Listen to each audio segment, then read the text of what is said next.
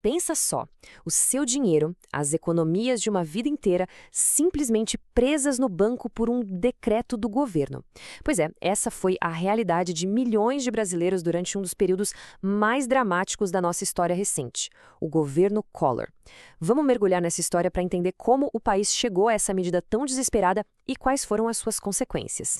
Olha, no mês em que o Fernando Collor assumiu a presidência, a economia brasileira estava sangrando.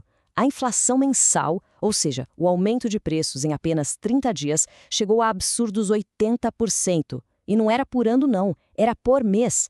Era uma espiral de caos que pulverizava os salários e impedia qualquer tipo de planejamento. Era um colapso que exigia uma medida, assim, muito drástica.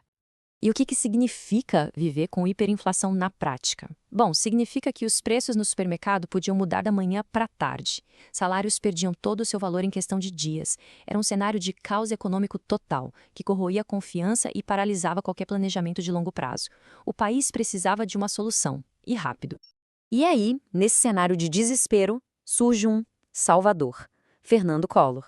O primeiro presidente eleito por voto direto em quase 30 anos, chega com uma promessa super audaciosa. Ele não ia só controlar a inflação, ele ia matá-la com um único tiro. Era a oferta de uma bala de prata para um monstro que estava devorando o país. Então, o plano, batizado de Plano Brasil Novo, tinha 3 pilares: congelamento de preços, abertura comercial e uma radical reforma monetária. Os 2 últimos, vá lá, já eram conhecidos. Mas foi o primeiro passo, a tal da reforma monetária, que chocou o país e ficaria para sempre conhecido por um nome bem assustador: o confisco. E aqui está o coração do plano, a medida que literalmente parou o Brasil. O governo decretou o bloqueio por 18 meses de 80% de todo o dinheiro que estava guardado em contas de poupança e em aplicações financeiras de curto prazo, o famoso overnight. Basicamente, o governo tomou o controle do dinheiro da população para tirar a moeda de circulação e, na marra, frear a subida dos preços. O efeito foi imediato e, assim, brutal. Ao remover o dinheiro da economia de forma tão abrupta, o plano não só atacou a inflação, ele provocou uma paralisia quase que instantânea. Empresas ficaram sem caixa, as pessoas não podiam usar suas próprias economias e a produção simplesmente parou. Essa é a realidade que milhões de brasileiros enfrentaram. O dinheiro estava lá, no extrato do banco, mas era inacessível. Foi um choque de confiança, um trauma que afetou famílias e empresas no país inteiro, criando uma sensação de impotência e uma incerteza generalizada. E aqui a gente vê o custo brutal dessa medida. A inflação, de fato, despencou nos primeiros meses. Mas, nossa, o custo foi altíssimo. A economia mergulhou numa recessão profundíssima.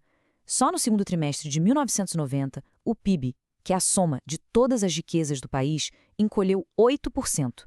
Um resultado catastrófico. E se a gente olhar para o ano de 1990 como um todo, o impacto fica ainda mais claro. O PIB fechou em queda de mais de 4%.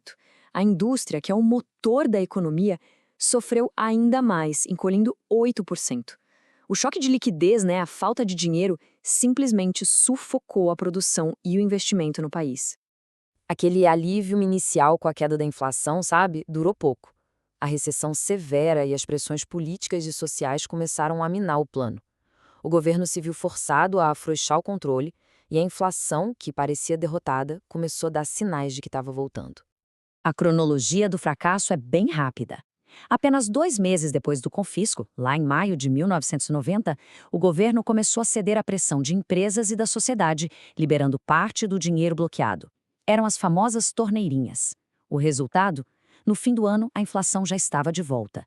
A tentativa de um plano Collor II em 91 já nasceu sem nenhuma credibilidade. Então, o fracasso em controlar a inflação de forma sustentável, somado à recessão profunda e ao trauma social do confisco, tudo isso erodiu completamente a base de apoio do governo. Esse cenário de crise econômica, combinado com uma série de escândalos de corrupção, acabou selando o destino político do Fernando Collor. Mas apesar desse fim abrupto e conturbado, o governo Collor deixou marcas profundas e um legado complexo, que vai muito além da crise econômica e política que o definiu. Bom, o resultado mais imediato foi o primeiro impeachment de um presidente na história do Brasil. Mas, paradoxalmente, foi também durante esse governo que começaram reformas estruturais importantes, como a abertura comercial, que expôs a indústria nacional à concorrência, e o início do programa de privatizações. No entanto, o legado mais palpável para a população foi, sem dúvida, o profundo trauma econômico e a desconfiança gerada por uma intervenção estatal tão violenta. E isso nos deixa com a grande questão. Diante de um país à beira do colapso, o Plano Collor foi um remédio amargo, mas necessário para quebrar o ciclo da hiperinflação? Ou foi um erro de cálculo catastrófico, um trauma que custou caro demais? Essa é uma pergunta que, até hoje, divide economistas e historiadores e que define um capítulo com certeza inesquecível da nossa história.